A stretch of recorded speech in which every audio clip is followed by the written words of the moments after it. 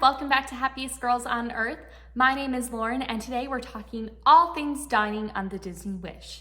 So previously we released a dining experience video on the Arendelle restaurant, but we're gonna dive into the details of 1923 and Worlds of Marvel for the most part now. I ate at both of those restaurants twice, however, I never had the same menu at any of them.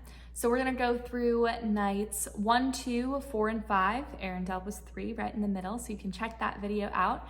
But I'm gonna take you through my other dining experiences and show you some clips along the way and everything you need to know, what I ate, all of the fun little details about those dining experiences. So keep watching if you're interested in looking at some mouth-watering food. So on the first night, we went to 1923 for just their regular, typical dinner menu. It wasn't Pirate Night, it wasn't anything special, it was just the 1923 menu.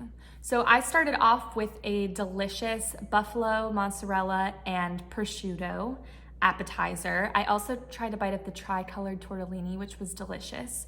And that was all really great, like really good, really solid. I thought the menu was very good, very diverse, a lot of different options for sure. And then for an entree, I had tortellini pasta with Prosecco cream sauce, which was really good.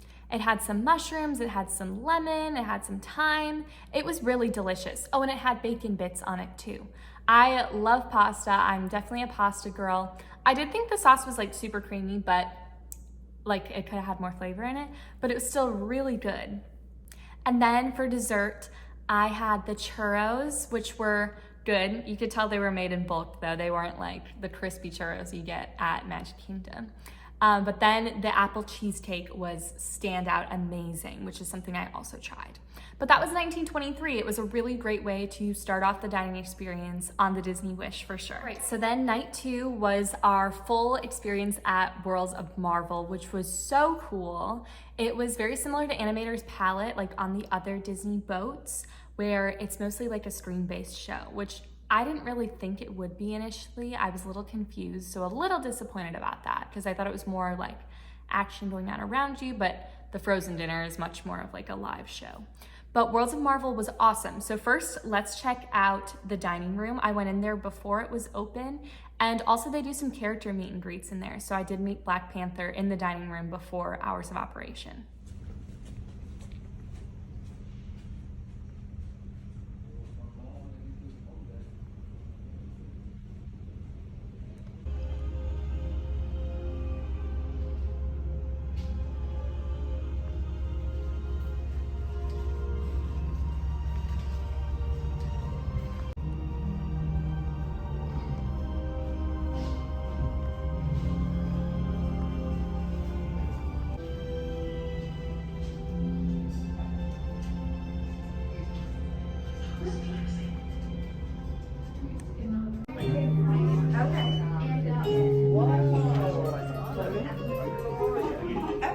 So we started out with the marble loaf, which every restaurant has its own bread service. So this was like marble colored. It was red and brown/black, which was really cool. And it had a red bell pepper dipping sauce, which was delicious.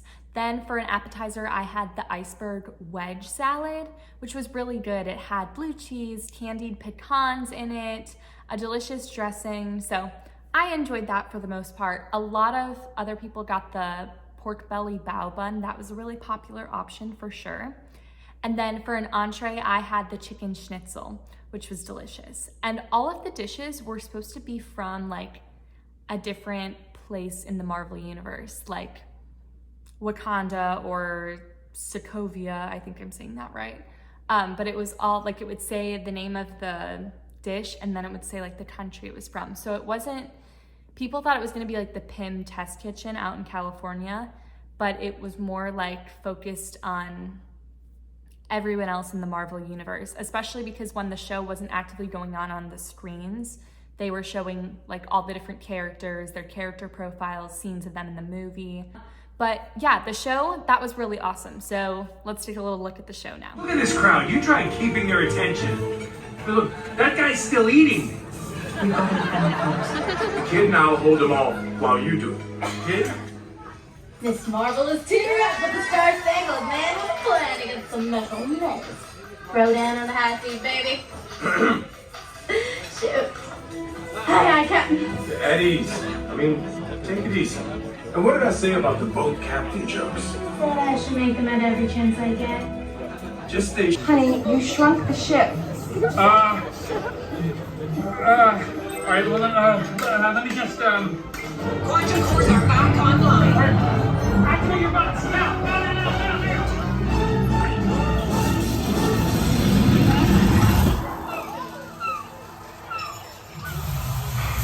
Honey, you did it. Yeah. But the regulators tried. Well, this is awkward. I see. Yes, Captain. Oh, tell Danvers, thanks for the help. No, Captain of the ship. Oh, they want to congratulate us? They want us off the ship. Yeah, makes sense. Look, let me skip ahead.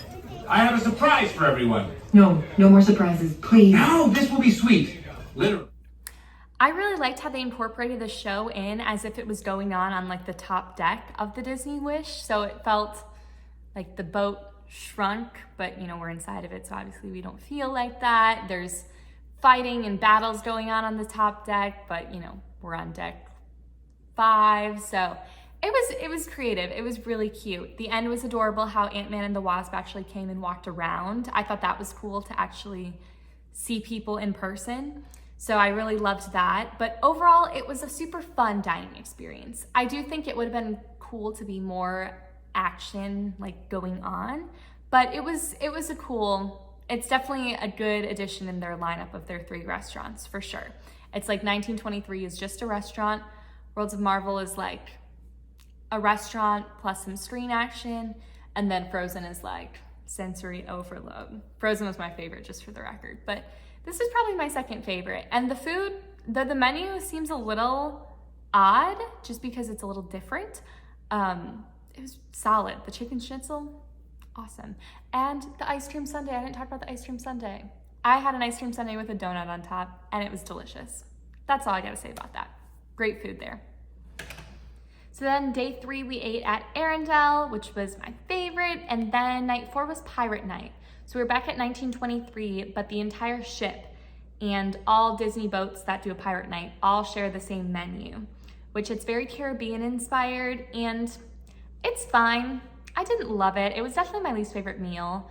I did have a really good samosa, I think. It was like a something fried, and it had veggies in it and some good sauce on it that made it a little spicy. That was delicious. And then also a crab cake, which I loved.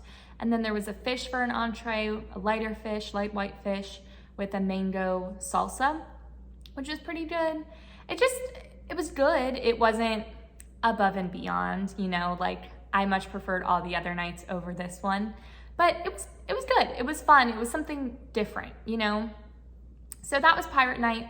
For dessert, I had a rum-soaked chocolate cake, which was delicious, and also a macadamia nut cheesecake tart, which was standout.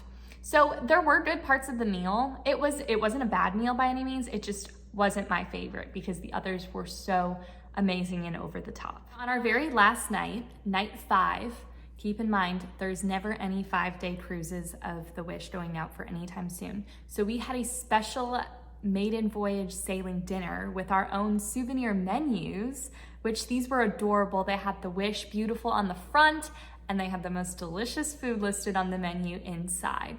So for an appetizer, started off with some truffle pasta persets, which are basically like little truffle pasta dumplings, ravioli type things, which are my favorite. I could eat those like forever and ever and ever. Probably like my favorite appetizer on the boat, hands down. And also oysters Rockefeller, which I am also a huge fan of. So those were really good, really lemony, garlicky, buttery, you know, all of the good things. And for an entree, everyone at the table ordered surf and turf, which was not on the menu, but lobster was on the menu and beef Wellington was on the menu as 2 separate entrees. So our waiter kind of knew. He's like, I'm just gonna order both for each of you. And we ate it, so that wasn't a bad idea on his part. It was delicious. The lobster was cooked perfectly. The beef Wellington had a nice crispy pastry crust on the outside of it. Fantastic. I would say the food quality was just the highest this night. And of course, for dessert, so many chocolate lava cakes. I also tried a chocolate fudge cheesecake, which I really enjoyed, but the lava cakes, awesome. So that was my dining experience on the Disney Wish. I hope you have a good overview of all the different types of things that are offered on the Disney Wish. Their dining experiences are fantastic, and we didn't even try Palo or Enchanté up on the top adult-only decks either, but that's on the bucket list for next time for sure. Everything was amazing. Disney Cruise Line just does such a good job theming everything with their service, with the atmosphere, with the food. So I really enjoyed my experiences. If you have any questions, feel free to ask down below in the comments. But until then, see you next time. Bye.